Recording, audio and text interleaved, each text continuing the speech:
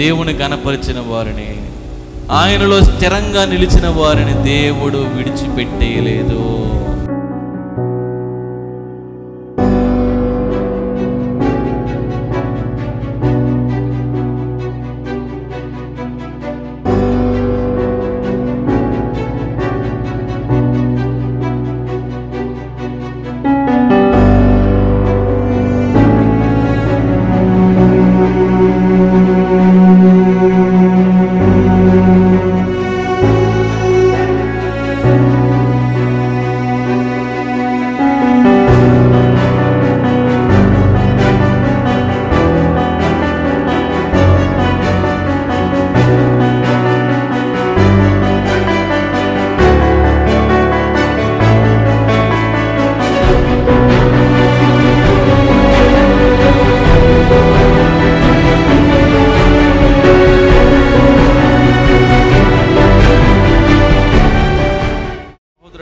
లైఫ్ని, నీ కుటుంబాన్ని నీ చేతులారా బద్దలు చేసుకుంటున్నావు తెలుసా? ఈరోజు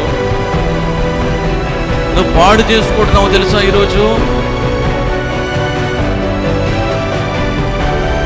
దేవుడు మనల్ని హెచ్చరిక చేస్తున్నాడు. ఇదిగో ప్రతి సందు దగ్గర అది పొంచి ఉంటుంది.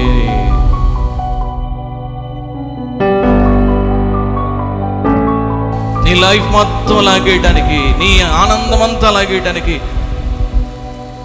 నీ గౌరవం అంతా లాగేయడానికి, నీ ప్రతిష్ట అంతా లాగివేయడానికి, నీ జీవితం పాడైపోవడానికి, పాడు చేయడానికి సాతానుడు ఆయా రకాలుగా ఎదురు చూస్తున్నాడు. ఒకవేళ ఈరోజు నువ్వు అటువంటి పరిస్థితులు, ఇటువంటి తొంత ఏమైనా నీ జీవితం ఏమైనా నడిపిస్తున్నావా?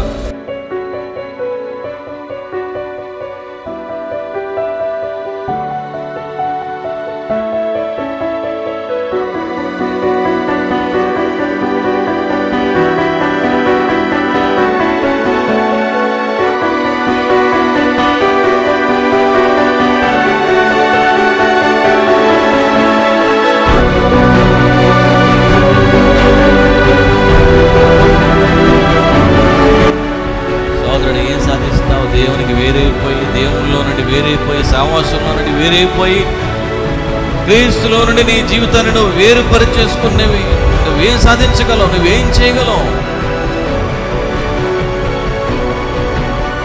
ఏమీ చేయలేవు. శూన్యంలోనికి వెళ్ళిపోతావు. దేవుడు అన్నాడు, ఇదిగో ద్రాక్షావళిని నేను,